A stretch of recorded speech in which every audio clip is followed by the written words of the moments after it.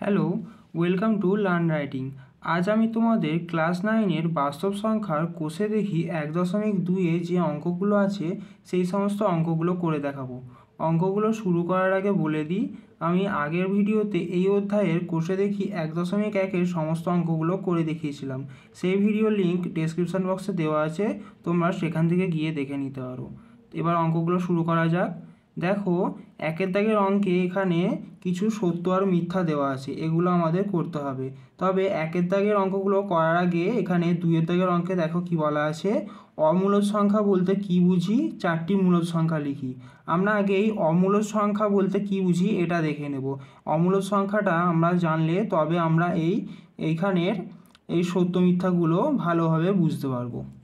দেখো, অমূলদ সংখ্যা বলতে কি বুঝি, যে সমস্ত সংখ্যাকে পি বাই কিউ আকারে প্রকাশ করা যায় না, যেখানে পি ও কিউ পূর্ণ সংখ্যা এবং কিউ নট ইকুয়াল টু 0, তাদের অমূলদ সংখ্যা বলে। যেমন √5, 2√7, √3, √8, এই সবগুলো হলো অমূলদ সংখ্যা।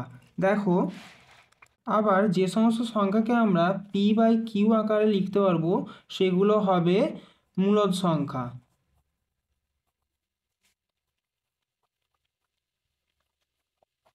যেমন দেখো 3/7, এটা দেখো 3 একটা পূর্ণ সংখ্যা, 7 একটা পূর্ণ সংখ্যা, তাহলে আমরা এটাকে বলতে পারি এটা একটা মূলদ সংখ্যা। আবার -3/8, এটাও একটা মূলদ সংখ্যা হবে। -5, এটাও একটা মূলদ সংখ্যা হবে। -2/9, এটাও একটা মূলদ সংখ্যা হবে। এবার আমরা দেখে নেব একের দাগের অঙ্কে কি বলা হয়েছে। দেখো, নিচের বক্তব্যের কোনটি সত্য ও কোনটি মিথ্যা লিখি।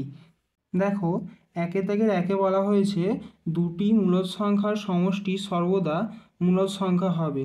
তাহলে ধরি দুটি মূলদ সংখ্যা হলো 2/3 ও 5/2। এই দুটোকে যদি আমরা যোগ করি তাহলে কি পাবো, দেখো 3 আর 2 এর লসাগু হবে 6। এরপর 3 দিয়ে 6কে যদি আমরা ভাগ করি আমরা পাবো 2, 2 এর সাথে 2 গুণ করলে হবে 4, যোগ এখানে আবার 2 দিয়ে আমরা 6কে ভাগ করব, ভাগ করলে আমরা পাবো 3, 3-এর সঙ্গে 5 গুণ হবে, 5 3-এ হবে 15, সমান দেখো 15-এর সঙ্গে 4 যোগ করলে হয় 19, 19-এর 6, তাহলে এটা একটি মূলদ সংখ্যা। আবার যদি আমরা 2/7 তার সঙ্গে যদি আমরা -3/8 যোগ করি তাহলে কি পাবো, দেখো এবার তাহলে এটা কি হয়ে যাবে, 2/7 প্লাসে মাইনাসে হয়ে যাবে -3/8। তাহলে এবার 7 আর 8-এর লসাগু কত হবে, 7 আর 8-এর লসাগু হবে 7 8-এ 56। এরপর দেখো 7 দিয়ে 56কে ভাগ করলে হবে 8, 8 দিয়ে 2কে গুণ করলে হবে 8 2-এ 16, বিয়োগ 8, 8 কত 56 হয়, 8 সাথে 56, তারপর 7-এর সাথে 3 গুণ হবে, 7 3-এ 21। এবার দেখো 16 থেকে 21 বাদ দিলে কত হবে, 16 থেকে 21 বাদ দিলে হয় -5, -5/56, এটাই আমাদের উত্তর। দেখো এটাও একটা মূলদ সংখ্যা, তাহলে আমরা কি বলতে পারি যে দুটি মূলদ সংখ্যার সমষ্টি সর্বদাই মূলদ সংখ্যা হবে, এটি তাহলে সত্য। এরপর দেখো 2-এর দাগে বলা হয়েছে দুটি অমূলদ সংখ্যার সমষ্টি সর্বদা অমূলদ সংখ্যা হবে।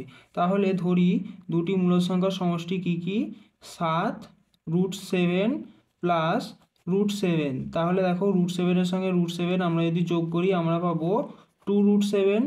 আবার দুটি মূলদ সংখ্যা যদি √3 প্লাস -√3 হয় তাহলে কি হবে, তাহলে এটা হবে √3 প্লাসে মাইনাসে -√3।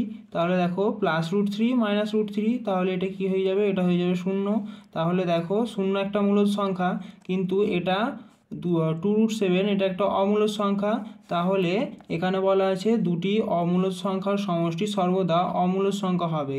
এটা হয় না, কারণ দেখো আমরা একবার পেয়েছি অমূলদ সংখ্যা, আবার একবার পেয়েছি মূলদ সংখ্যা, তাহলে এটি মিথ্যা। এরপর দেখো 3-এর দাগে বলা হয়েছে দুটি মূলদ সংখ্যার গুণফল সর্বদা মূলদ সংখ্যা হবে। তাহলে দুটি মূলদ সংখ্যা গুণফল করে দেখি। দেখো 2/9 গুণ 9/7, তাহলে এই দুটো যদি আমরা গুণ করি এই 9 9 কেটে যাবে, তাহলে পড়ে থাকছে কি 2/7, এটা একটা মূলদ সংখ্যা। আবার যদি আমরা -8/5 গুণ 3-এর 2 করি, এই দুটি মূলদ সংখ্যা দেখো গুণ করলে কি হবে, মাইনাস, প্রথমে মাইনাস আছে এটা বসে যাবে, তারপর দেখো উপরের সাথে উপরের গুণ, 8-3 হবে 24/5 10। তাহলে এটাও একটা মূলদ সংখ্যা। দেখো আমরা প্রতিবারই মূলদ সংখ্যা পাচ্ছি, তাহলে এটি হবে সত্য। দেখো 4 থেকে বলা হয়েছে দুটি অমূলদ সংখ্যার গুণফল সর্বদা মূলদ সংখ্যা হবে। তাহলে দুটি মূলদ সংখ্যা কি কি? অমূলদ সংখ্যা √5 ইন্টু √5। দেখো এই দুটোকে আমরা গুণ করলে কি পাবো, রুটের ভিতরে হবে 5 গুণ 5। তাহলে এবার দেখো আমরা জানি যে রুটের ভিতরে যদি দুটো একই সংখ্যা থাকে তার জন্য একটা সংখ্যা বেরিয়ে আসে। দেখো 5 এটা কিন্তু একটা মূলদ সংখ্যা। এরপর আবার যদি আমরা √3 ইন্টু √2 করি তাহলে আমরা কি পাবো, তাহলে পাবো √3 ইন্টু 2। দেখো এটা কি হবে, 3 ইন্টু 2 মানে এটা হবে √6। দেখো √6 কিন্তু একটি অমূলদ সংখ্যা। তাহলে এটা আমরা একবার পাচ্ছি মূলদ সংখ্যা, একবার পাচ্ছি অমূলদ সংখ্যা। আবার এখানে বলা আছে দুটি অমূলদ সংখ্যার গুণফল সর্বদা মূলদ সংখ্যা হবে, তাহলে এটি হবে মিথ্যা। দেখো এরপর 5-এ বলা হয়েছে প্রতিটি মূলদ সংখ্যাই বাস্তব সংখ্যা, আর 6-এ বলা হয়েছে প্রতিটি বাস্তব সংখ্যাই অমূলদ সংখ্যা। তাহলে দেখো আমরা বাস্তব সংখ্যাকে দুটো ভাগে ভাগ করতে পারি, একটা হলো মূলদ সংখ্যা আর একটা হলো অমূলদ সংখ্যা। তাহলে আমরা এখান থেকে বলতে পারি যে প্রত্যেকটা মূলদ সংখ্যাই তো বাস্তব সংখ্যা। তাহলে দেখো প্রতিটি মূলদ সংখ্যাই হলো বাস্তব সংখ্যা, তাহলে এটা হবে সত্য। আর এরপর 6-এ বলা আছে প্রতিটি বাস্তব সংখ্যাই হলো অমূলদ সংখ্যা। দেখো বাস্তব সংখ্যা একমাত্র তো অমূলদ সংখ্যা নয়, বাস্তব সংখ্যা অমূলদ সংখ্যা আর তার সাথে সাথে মূলদ সংখ্যাও, তাহলে এটা হবে মিথ্যা। এরপর দেখো 3-এর দাগে বলা হয়েছে নিচের সংখ্যাগুলির মধ্যে কোনটি মূলদ সংখ্যা এবং কোনটি অমূলদ সংখ্যা লিখি। তাহলে দেখো আমাদের যে সংখ্যাগুলো দিয়ে দেওয়া হয়েছে এগুলোর মধ্যে বলতে হবে কোনটা মূলদ সংখ্যা এবং কোনটা অমূলদ সংখ্যা। দেখো 3-এর 1-এর অঙ্কটা দেওয়া আছে √9। তাহলে √9কে আমরা কিভাবে লিখতে পারি? দেখো √9কে যদি আমরা ভাঙি তাহলে আমরা পাবো 3 দিয়ে যদি আমরা 9কে ভাঙি তাহলে আমরা পাবো 3 3 9। তাহলে আমরা 9কে এইভাবে রুটের ভিতরে লিখতে পারি 3 ইন্টু 3। এরপর দেখো আমরা জানি রুটের ভিতরে দুটো সংখ্যা থাকলে সেখান থেকে একটি সংখ্যা বেরিয়ে আসে, তাহলে দুটো 3-এর জন্য একটা 3 বেরিয়ে আসবে। এই 3টাকে দেখো এবার আমরা 3/1 এইভাবে লিখতে পারি, তাহলে এটি একটি মূলদ সংখ্যা। অতএব √9 একটি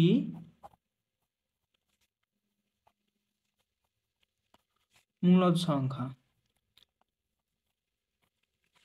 এরপর 2-এর অঙ্কে বলা আছে √225। তাহলে দেখো 225কে আমরা কিভাবে ভাঙতে পারি? 225কে যদি আমরা 5 দিয়ে প্রথমে ভাঙি তাহলে আমরা পাবো 45, তারপর আবার 5 দিয়ে ভাঙলে এটাকে পাবো 9, 5 9 45, তারপর আবার 3 দিয়ে ভাঙলে পাবো 3। তাহলে দেখো 225কে আমরা এইভাবে লিখতে পারি 5 গুণ 5 গুণ 3 গুণ 3। তাহলে দেখো দুটো 5-এর জন্য একটা 5 বেরিয়ে আসবে, গুণ দুটো 3-এর জন্য একটা 3 বেরিয়ে আসবে, তাহলে 5 3 হয় 15। দেখো 15কে আমরা 15/1 লিখতে পারি, তাহলে এটা একটা মূলদ সংখ্যা। অতএব √225 একটি মূলদ সংখ্যা।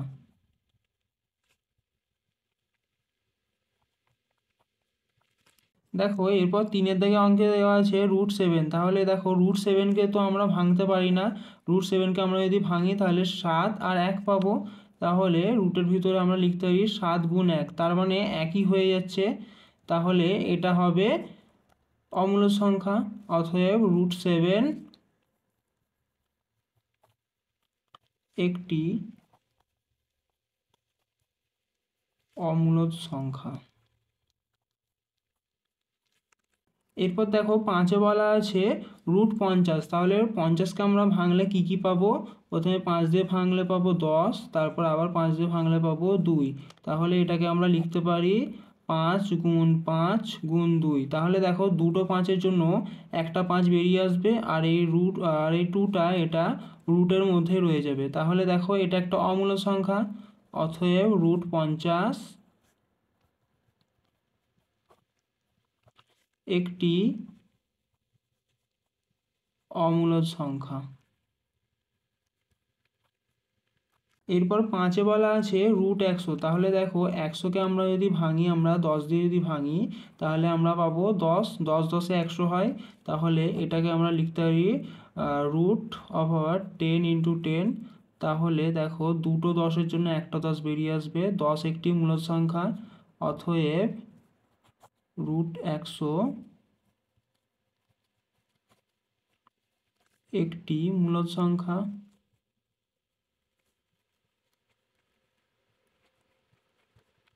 এরপর দেখো 6-এ বলা আছে -√81, তাহলে আমরা 81কে ভাঙলে কি পাবো?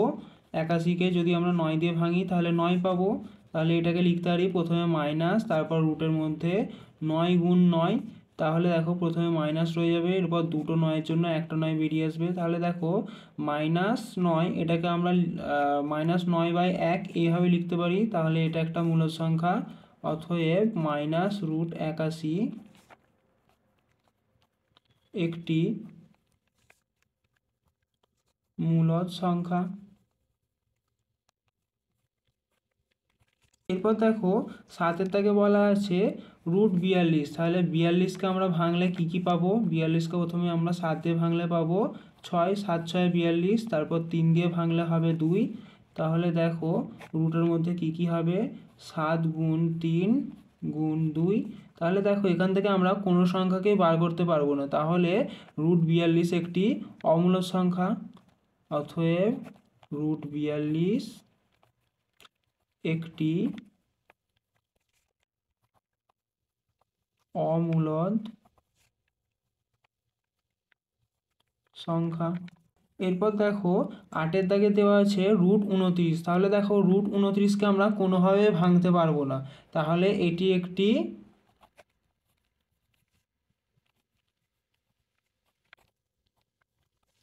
অমূলদ সংখ্যা।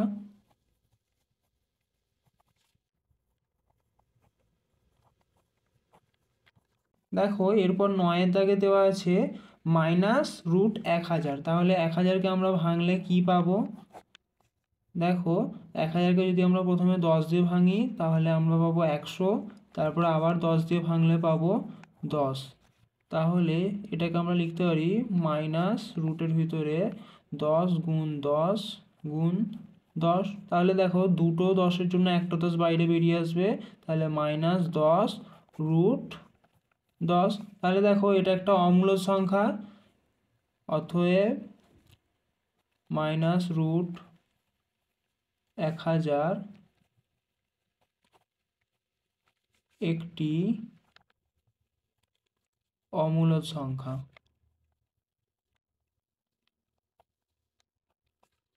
দেখো এরপর 4-এর দাগে অঙ্কে বলা হয়েছে সংখ্যা রেখায় √5 স্থাপন করি। তাহলে √5 একটি মূলদ সংখ্যা আমরা জানি, এই √5টিকে আমাদের সংখ্যা রেখার মধ্যে স্থাপন করতে হবে। দেখো সংখ্যা রেখায় একটি অমূলদ সংখ্যাকে স্থাপন করার আগে আমাদের একটা সূত্র জানতে হবে। দেখো আমি এখানে সূত্রটা একটু বুঝিয়ে তোমাদের বলে দিই, এটা একটু তোমরা মন দিয়ে বোঝার চেষ্টা করো। দেখো এখানে ত্রিভুজ ABC, এটা একটা ত্রিভুজ যার কোণ ABC সমান 90 ডিগ্রি।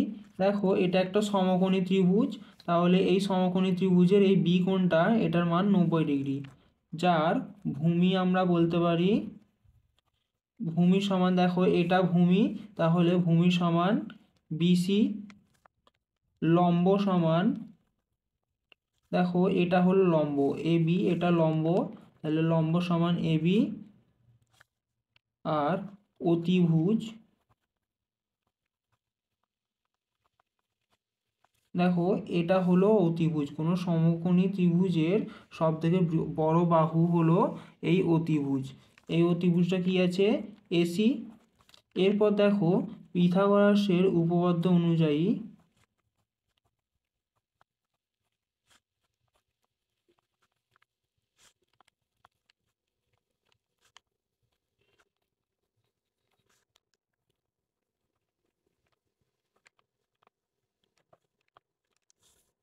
আমরা বলতে পারি যে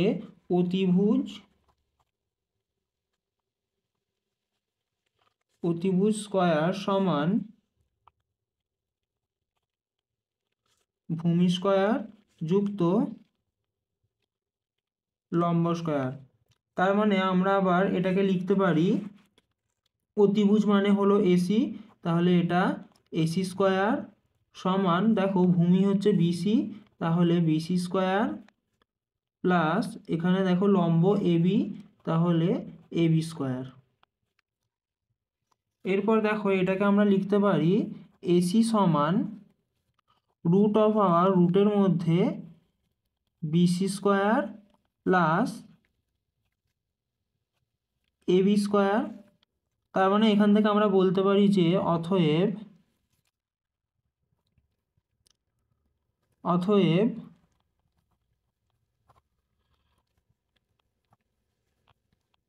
অতিভুজ সমান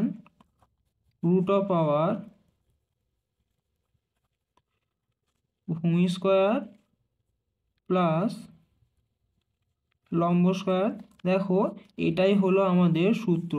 এই সূত্রটাকে আমাদের কাজে লাগিয়ে সংখ্যারেখার মধ্যে অম্ল সংখ্যাকে স্থাপন করতে হবে। দেখো এই √5টাকে আমরা এইভাবে লিখতে পারি 4 + 1। এরপর আমাদের এই √5টাকে সূত্র অনুযায়ী লিখে নিতে হবে। অতিভুজ সমান ভূমি স্কয়ার যুক্ত লম্ব স্কয়ার। তাহলে দেখো ভূমি স্কয়ার যদি আমরা এই 4টাকে এইভাবে লিখি 2 তার হোল স্কয়ার, তাহলে এটা হয়ে যাবে ভূমি স্কয়ার। আর 1কে যদি আমরা 1 তার হোল স্কয়ার লিখি তাহলে এটা হয়ে যাবে লম্ব স্কয়ার। এরপর যখন আমরা সংখ্যা রেখায় √5 মান বসাবো তখন এই 2 তার হোল স্কয়ার এটা হয়ে যাবে ভূমি, আর 1 তার হোল স্কয়ার এটা হয়ে যাবে লম্ব। এবার দেখো আমরা সংখ্যা রেখায় বসাবো। দেখো আমি একটা সংখ্যা রেখা টেনেছি, এই সংখ্যা রেখার প্রত্যেক এক ঘর সমান 1 সেমি করে আমি ধরে নিয়েছি। তাহলে আমাদের প্রথমে এই ভূমির মানটা বসাতে হবে। ভূমি কত হচ্ছে 2 তার হোল স্কয়ার, তার মানে ভূমির মান হবে 2 একক। তাহলে দেখো 2 একক মানে 2 সেমি, এই 2 সেমি এইখান পর্যন্ত আমাদের হচ্ছে এটা ভূমি। তাহলে এটা আমরা নাম দিই একটা এ আর এটা ও, তাহলে এ ও হলো আমাদের ভূমি এই পর্যন্ত। এরপর দেখো আমাদের এই যে এ বিন্দু আছে, এই এ বিন্দুর উপরে একটা 90 ডিগ্রি কোণ এঁকে নিতে হবে।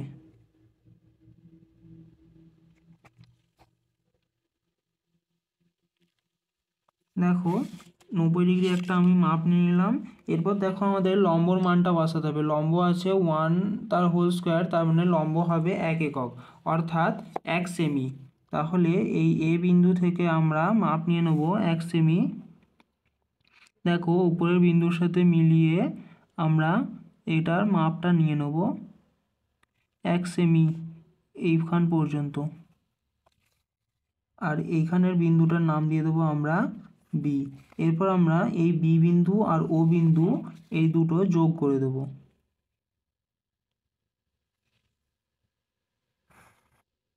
দেখো যোগ করার পর এই যে ও বি পেয়েছি, এই ও বির হলো আমাদের অতিভুজ। এই অতিভুজের মানই হলো √5, আর এদিকে এ বির মান হলো 1 একক আর ও এর মান হলো 2 একক। এরপর দেখো আমাদের কাঁটা কম্পাস নিয়ে এই ও থেকে বি এর মান নিতে হবে। এই বি এর মান নেওয়ার পর আমরা নিচের দিকে এই লাইনে এই সংখ্যা রেখার উপরে একটা বৃত্তচাপ টেনে দেব। যেখানে আমরা একটা বৃত্তচাপ পাবো সেই বিন্দুর একটা নাম দিয়ে দেবো। দেখো আমার এইখানে হয়েছে, এই বিন্দুটার নাম দিয়ে দিলাম আমরা ডি। তাহলে এই ওডি যেই বিন্দুটা আছে, ওডি পর্যন্ত আমাদের যে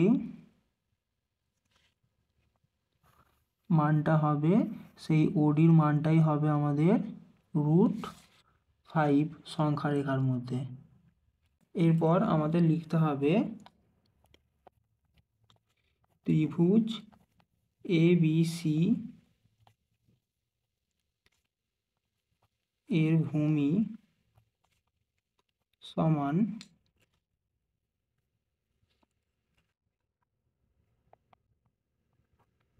AO সমান 2 একক,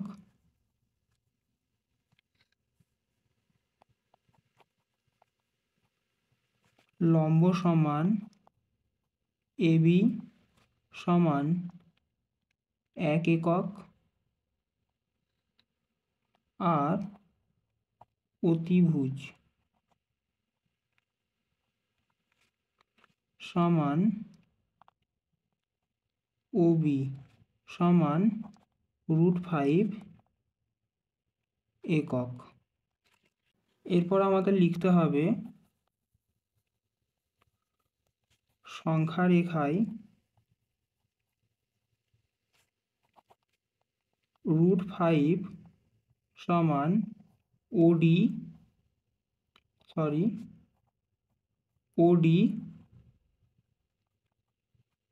স্থাপন করলাম।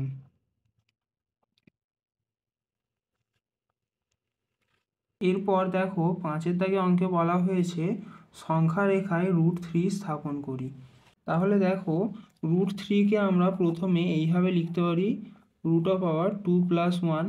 এরপর দেখো এই √2 + 1 এটা আমাদের ফর্মুলা অনুযায়ী লিখতে হবে। তাহলে আমরা কি জানি, অতি সমান √, লম্ব স্কয়ার যুক্ত ভূমি স্কয়ার। তাহলে দেখো এটাকে যদি আমরা ওইভাবে লিখি তাহলে আমরা লিখতে পারি √2 তার হোল স্কয়ার যুক্ত 1 তার হোল স্কয়ার। এবার দেখো আমাদের এই √2টা আবার আলাদাভাবে সংখ্যা রেখার মধ্যে স্থাপন করতে হবে।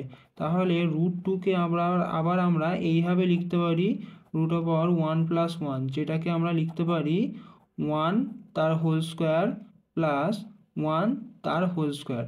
তাহলে সংখ্যা রেখায় আগে আমাদের এই √2 এর মানটা বার করে নিতে হবে। এরপর আমরা যখন এই √2 এর মানটা পেয়ে যাব তাহলে সেই √2টাই হবে আমাদের এইখানের ভূমি।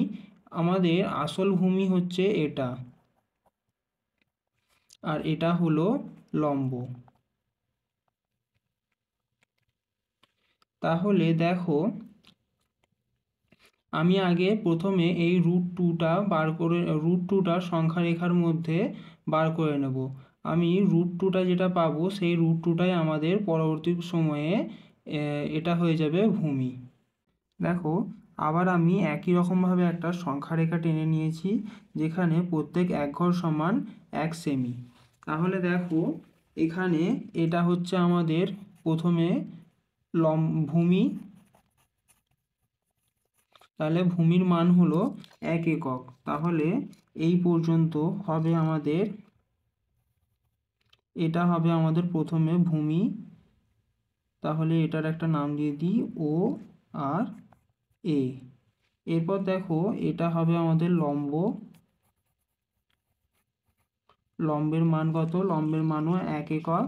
তাহলে আমাদের প্রথমে এখানে একটা 90 ডিগ্রি কোণ আঁকতে হবে।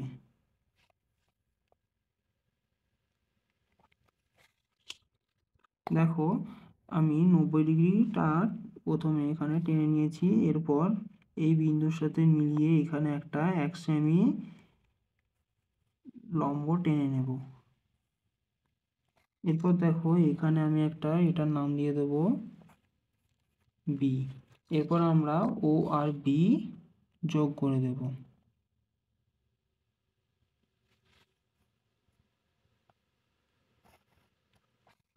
দেখো তাহলে এটা 1 একক, এটা 1 একক, আর আমরা এটা পেয়ে গেছি √2। তাহলে এই √2টাই হলো আমাদের ভূমি। দেখো আমি বলেছিলাম যে পরবর্তী সময়ে আমাদের এই √2টাই হয়ে যাবে ভূমি। তাহলে দেখো এখানে আমরা পেয়ে গেছি √2, এই √2টাই হলো আমাদের ভূমি। দেখো ভূমি আমরা পেয়ে গেছি। এরপর আমাদের এই লম্বটা বসাতে হবে। তাহলে লম্ব বসানোর জন্য আমাদের √2 এর ওপরে একটা প্রথমে 90° কোণ এঁকে নিতে হবে বি বিন্দুর ওপরে। দেখো এখানে আমরা একটা 90°র মাপ নিয়ে নিয়েছি।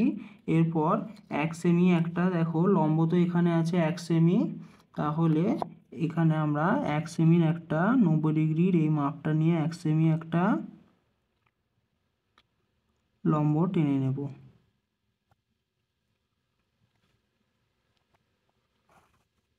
দেখো এটা হয়ে গেল 1 সেমি। এই বিন্দুটার নাম দিয়ে দেবো সি। এরপর আমরা ও আর সি এই বিন্দু দুটো যোগ করে দেব।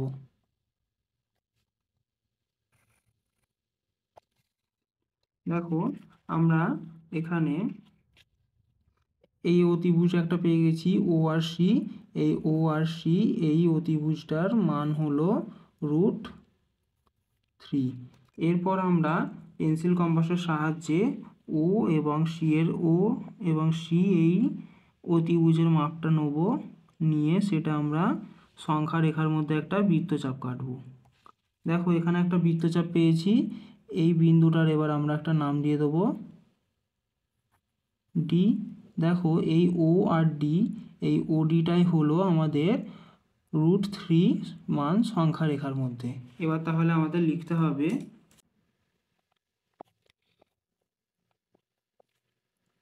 এবিসি ত্রিভুজ এবিসি এর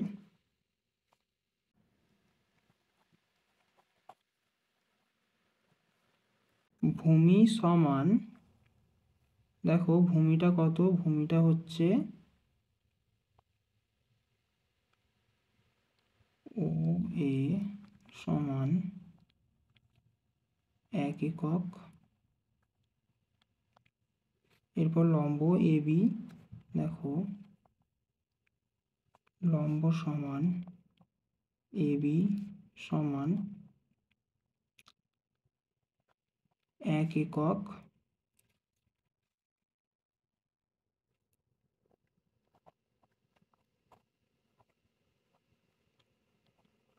অতিভুজ সমান, দেখো ওবি সমান √2 একক। আবার ত্রিভুজ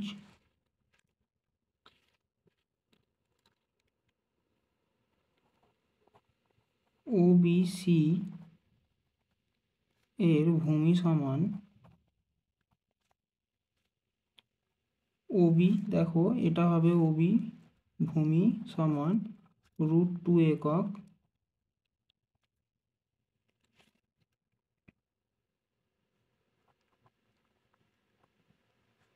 লম্ব সমান বিসি সমান, ওটাও 1 একক।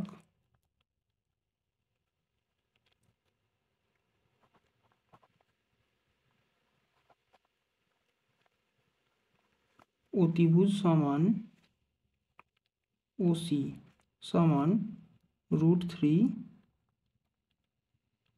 একক। এরপর লিখতে হবে √3 কে সংখ্যা রেখায়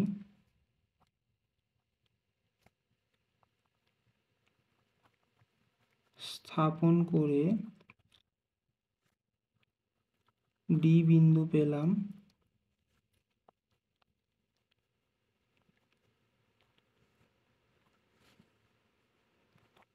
√3 সমান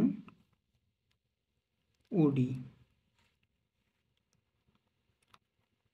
স্থাপন করলাম। তাহলে এই ছিল ক্লাস 9-এর কোষে দেখি 1.2-এর সমস্ত অঙ্ক। অঙ্কগুলো ভালো লাগলে একটা লাইক করো, বন্ধুদের মধ্যে শেয়ার করো, আর এইরকম অঙ্ক পাওয়ার জন্য চ্যানেলটা সাবস্ক্রাইব করে নাও।